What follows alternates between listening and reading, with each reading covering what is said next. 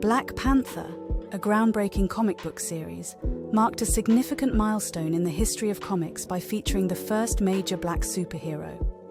Debuting in July 1966 in Fantastic Four-52, created by writer Stan Lee and artist Jack Kirby, Black Panther, whose real name is T'Challa, is the king and protector of the fictional African nation of Wakanda.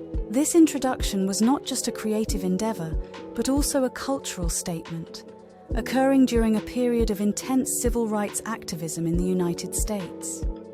The character of Black Panther was revolutionary in several ways.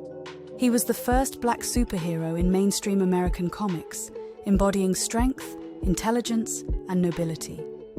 T'Challa was portrayed as the ruler of Wakanda, a technologically advanced, wealthy, and independent African nation.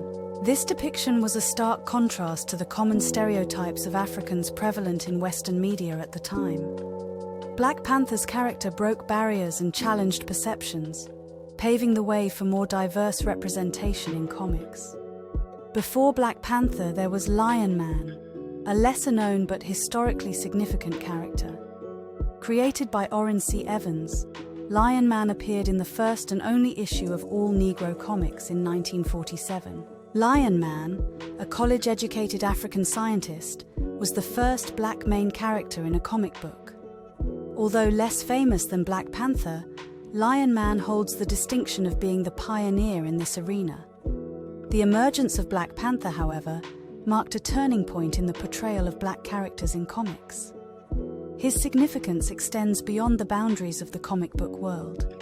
He became a symbol of empowerment and a source of inspiration for many. The character's later adaptations into movies and other media further cemented his status as a cultural icon, showcasing the importance and impact of diverse representation in entertainment.